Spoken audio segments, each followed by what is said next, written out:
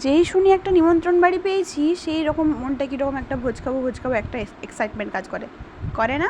সবার করে, জানি নিজেদের বিয়েবাড়ি হলে নাচ গান তো আছেই, কিন্তু যখন অন্যের বিয়েবাড়ি নয়, মানে অন্যের কোনো কিছুতে যাই, তখনই ওকেশনে যাই, তখনই মনে হয় যে ভোজ খাবো, তাই না? তারপর চলে গিয়েছিলাম রাতের বেলা ভোজ খেতে। সেদিন ছিল রামনবমী, তাই রাস্তায় এত ভিড়। আর ওখানে মন্দিরটা কি সুন্দর সাজিয়েছিল, আমাদের বাড়ি থেকে অনেকটা কাছে, তাই রাত 10টার সময় গিয়েছিলাম ভোজ খাওয়ার জন্য। অবভিয়াসলি ভোজ খেতে যাচ্ছি, ভোজ খেতে খাওয়ার জন্যই বলছি, প্লিজ কেউ জাজ করতে এসো না।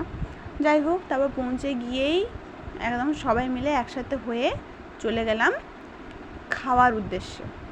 খেতেই তো যাচ্ছি না, আর বাঙালির তো খাবেই, এমনিতেই পেটু। আর এই হনুমানটা ছিল, হনুমান থাকলে আর কিছু দরকার নেই। যাই হোক, তারপর গিয়ে ভাবলাম যে খেতে বসে যাব, কিন্তু যেটা ভাববো সেটা তো আর হয় না। ঢুকেই দেখলাম বিশাল ভিড়, আরে বসার জায়গাই নেই রে বাবা, দাঁড়াবারই জায়গা নেই বসার। তো প্রথমে কিছুক্ষণ দাঁড়ালাম, দেখলাম যে না, এখন তো পাওয়া যাবে না, তাই চলে এলাম কোল্ড ড্রিঙ্কসের কাউন্টারে। তো এখানে একটা মশালা কোল্ড ড্রিঙ্কস নিয়ে নিলাম, নিয়ে ওটা একবার খেয়ে নিলাম। ভাবলাম যতক্ষণ না খিদে পাচ্ছে ততক্ষণ যা যা আছে সেগুলোই খাই, নর্মাল জিনিসগুলো যা যা স্টলগুলো আছে সেগুলোই এবার করে ট্রাই করি কী কী এসছে।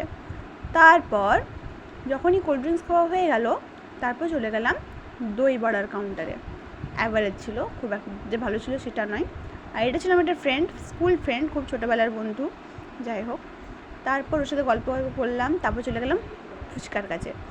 ফুচকা খেয়ে নিয়ে একদম 2-4টা খেয়েছি। তারপর যেই দেখতে পেলাম যে ফাঁকা হয়েছে, সেই চলে গেলাম খাবার খাওয়ার জন্য। কি মজা, আমার মুখটা দেখেই বুঝতে পারছো না, এই খেতে এসছে আর কিছু না। দিয়ে দিয়েছে প্লেট, তারপর দিয়েছে স্যালাড, তারপর দিয়েছে ফিশ কাটলেট। এটা কাটলেটও বলতে পারো, বড়াও বলতে পারো। আমার তো খুব ভালো লেগেছে এটা খেতে। আর একটা সত্যি কথা বলবো, আমার না রিচ রান্না খুব পছন্দ নয়, আমি ওই জন্য বাড়িতে বানিয়ে যতটা নর্মাল রান্না খাওয়ার চেষ্টা করি।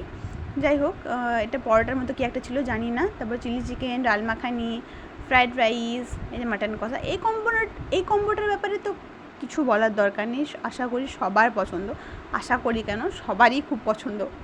তারপর দিয়েছিল একটা মিষ্টি, এই মিষ্টিটা আমার খুব একটা পছন্দ হয়নি। আমার মিষ্টি এমনিতেও খুব একটা পছন্দ হয় না, আগে প্রচুর মিষ্টি খেতাম, কিন্তু এখন আর খাই না। আর আমি বিয়েবাড়িতে মানে ভোজবাড়িতে চাটনি নিয়ে এই জন্য পাঁপড় দিয়ে খাবো বললাম। পাঁপড় দিয়ে চাটনি খেতে না খুব ভালো লাগে, যদি কেউ না খেয়ে থাকো একবার হলেও ট্রাই করো। তারপর খাবার দাবার খেয়ে আইসক্রিম পেয়ে গেছি, পাঁচ দিয়েছে, পাঁচ খেতে আরও মজা লাগে। তারপর আইসক্রিম খেয়ে ওখান থেকে বেরিয়ে পড়লাম কিছু ছবি তুলে।